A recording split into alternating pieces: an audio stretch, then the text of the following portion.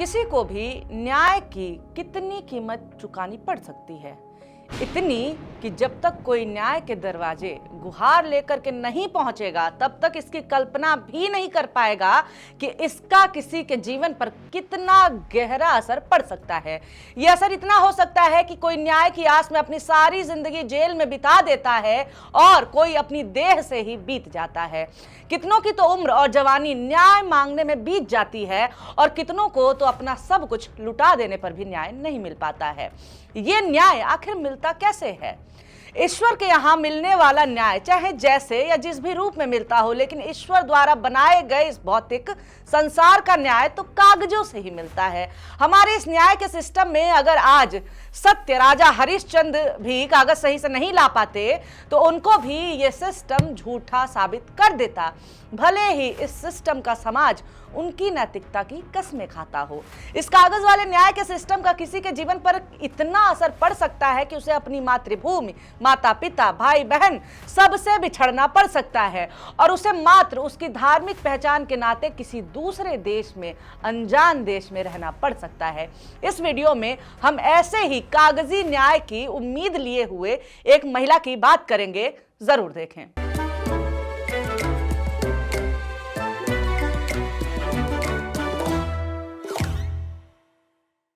नमस्कार, मेरा नाम है निवेदिता शांडिल्य और आप देख रहे हैं पॉलिटिक्स। तो चलिए कहानी शुरू करते हैं। अहिदा खातून ऐसी महिला हैं जिसे हमारी न्याय व्यवस्था ने अब विदेशी घोषित कर दिया है। अहिदा का जन्म जुलाई 1981 में असम के नागांव जिले में हुआ था। उनकी उम्र 44 साल है और 2010 में उनके पति की मौत हो चुकी है। अब सोचिए आप कि अहिदा तो विदेशी बना दी गई है, लेकिन इनके माता पिता, भाई बहन सभी के सभी भारतीय नागरिक है। इनका भाई तो सिविल पुलिस अधिकारी भी है। अब बात करते हैं कि आखिर ये पूरा मामला था क्या, क्यों आखिर अहिदा को विदेशी घोषित किया गया है। दरअसल अहिदा के खिलाफ कार्यवाही 1998 में पुलिस द्वारा की गई एक रेफरेंस से शुरू हुई। उनकी याचिका के अनुसार ये रेफरेंस इलेक्टोरल रजिस्ट्रेशन ऑफिसर के आधार पर किया गया था। आपको बताते चले कि पुलिस रेफरेंस का मतलब यहाँ कोई सामान्य शिकायत से नहीं होता है, बल्कि ये असम में नागरिकता जांच की एक कानूनी प्रक्रिया है। असम में जब किसी व्यक्ति की नागरिकता पर संदेह जताया जाता है तो राज्य की पुलिस, बॉर्डर पुलिस या इलेक्शन डिपार्टमेंट के इनपुट पर उस व्यक्ति के खिलाफ एक रेफरेंस तैयार करती है। यह रेफरेंस दरअसल एक लिखित रिपोर्ट होती है जिसमें पुलिस ये कहती है कि फला व्यक्ति शायद विदेशी हो सकता है और उसके नागरिकता की जांच होनी चाहिए। जबकि अहिदा की याचिका बताती है कि इसके लिए ना तो उन्हें कोई नोटिस दिया गया और ना ही इसमें उनकी कोई भी भूमिका थी। रेफरेंस के आधार पर 2017 में विदेशी ट्रिब्यूनल, फॉरेन ट्रिब्यूनल में मामला चलाया गया। 12 सितंबर 2019 को ट्रिब्यूनल ने उन्हें गैर भारतीय बताते हुए विदेशी घोषित कर दिया और इसका आधार यह बताया गया कि वे अपने भारतीय माता पिता और दादा दादी से अपना संबंध साबित नहीं कर पाई हैं। ऐसा करते हुए ट्रिब्यूनल ने उन दस्तावेजों पर विचार नहीं किया जिसे ट्रिब्यूनल के सामने रखा गया था। अहिदा खातून की मौजूदा याचिका के अनुसार उनके पास प्रामाणिक दस्तावेज हैं। इन दस्तावेजों में 1965, 70, 85 और 1997 की 4 वोटर लिस्ट शामिल हैं, जिसमें उनके माता पिता के नाम मतदाता के रूप में दर्ज हैं। उनका स्कूल सर्टिफिकेट, उनके गांव के मुखिया द्वारा जारी किया गया गांव बुढ़ा प्रमाण पत्र और उनके पिता द्वारा उन्हें दी गई जमीन का पंजीकृत गिफ्ट डीड भी शामिल है। गिफ्ट डीड एक कानूनी डॉक्यूमेंट होता है जिसके जरिए कोई व्यक्ति बिना पैसे लिए अपनी प्रॉपर्टी किसी और को दे सकता है। अहिदा के वकील ने बताया है द प्रिंट को कि अहिदा ने 9 दस्तावेज जमा किए थे और अलग अलग गवाहों की गवाही के जरिए उन्होंने साबित भी किया था, जिनमें उस मदरसे के हेडमास्टर की गवाही भी शामिल थी जहां उन्होंने और उनके भाई ने पढ़ाई की थी। वकील ने कहा कि ट्रिब्यूनल ने सबूतों को खारिज कर दिया, खासकर गांव बुढ़ा प्रमाण पत्र को, क्योंकि उन पर राज्य का प्रतीक चिन्ह लगा हुआ था। यह ग्रामीण इलाकों में लंबे समय से चली आ रही प्रथा है, लेकिन ट्रिब्यूनल ने इसे फर्जी दस्तावेज मान लिया, जबकि इसे जारी करने वाला व्यक्ति खुद पेश हुआ और उसने पुष्टि भी की थी कि उसने ही ये कागज तैयार किया था। अहिदा को ट्रिब्यूनल के फैसले के बाद से डिटेंशन सेंटर में रखा गया था। इसके बाद अहिदा ने ट्रिब्यूनल के आदेश के 6 साल बाद गुवाहाटी हाईकोर्ट का रुख किया था और अदालत से अनुरोध किया था कि वो उनके मामले और दस्तावेज की फिर से जांच करें और फिर फैसला दें।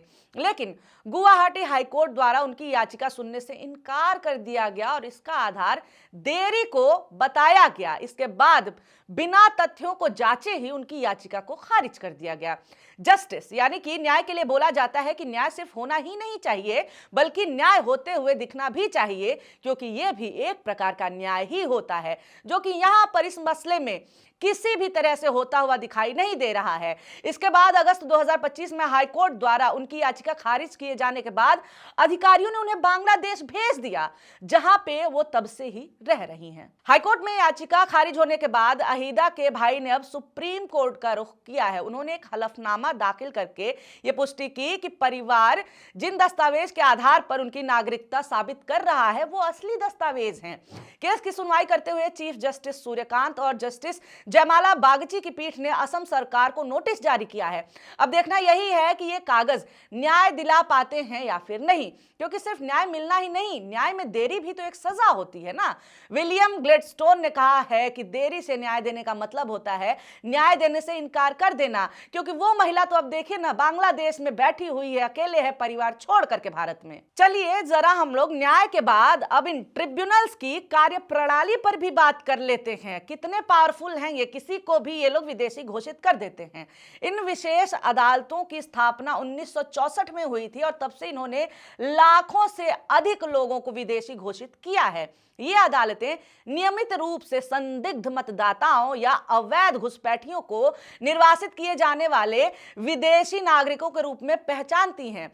सिर्फ असम में इनकी संख्या 1000 से ज्यादा है।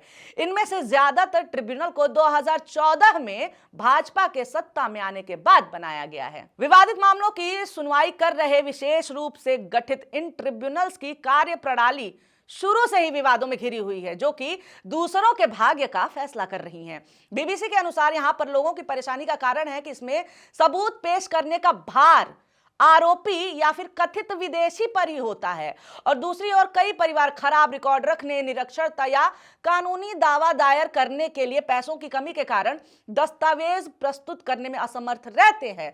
बीबीसी की रिपोर्ट बताती है कि कई बार तो लोगों को उम्र या नामों की स्पेलिंग में मिस्टेक के कारण ही विदेशी घोषित कर दिया जाता है। पत्रकार रोहिणी मोहन ने एक जिले में इन अदालतों द्वारा दिए गए 500 से अधिक फैसलों का विश्लेषण किया और पाया कि मुकदमे का सामना कर रहे 82% लोगों को विदेशी घोषित किया गया था। उन्होंने यह भी पाया कि अधिक संख्या में मुसलमानों को ही विदेशी घोषित किया गया था और 78% मामलों में आरोपियों की सुनवाई के बिना ही फैसले सुना दिए गए थे।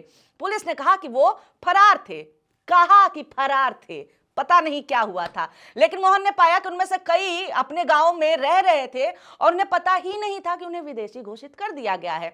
ये तो हाल है हमारे संस्थानों का, जिसके कारण लोगों को न्याय पाने के लिए कितना कुछ झेलना पड़ता है। इतने के बाद भी कुछ नेता और पार्टियां लोगों को समय समय पर किसी न किसी तरीके से परेशान करती रहती हैं। कभी एनआरसी तो कभी एसआईआर के नाम पर फरमान आ जाता है। फरमान के बाद भुगते जनता अपनी ही पहचान साबित करने के लिए या फिर लिस्ट में नाम जुड़वाने के लिए दर दर भटकता कौन है? आम लोग। और सत्ता की मलाई काटता कौन है? सरकार में बैठे लोग। इस पूरे मामले पर आपका क्या कहना है कमेंट करके जरूर बताइए। वीडियो अच्छा लगा है, अंत तक देखा है तो लाइक कर दीजिए और ऐसे वीडियोस आपके सामने आते रहे इसके लिए हमारे चैनल को सब्सक्राइब करना नहीं भूलना है। वीडियो देखने के लिए बहुत शुक्रिया, बहुत धन्यवाद।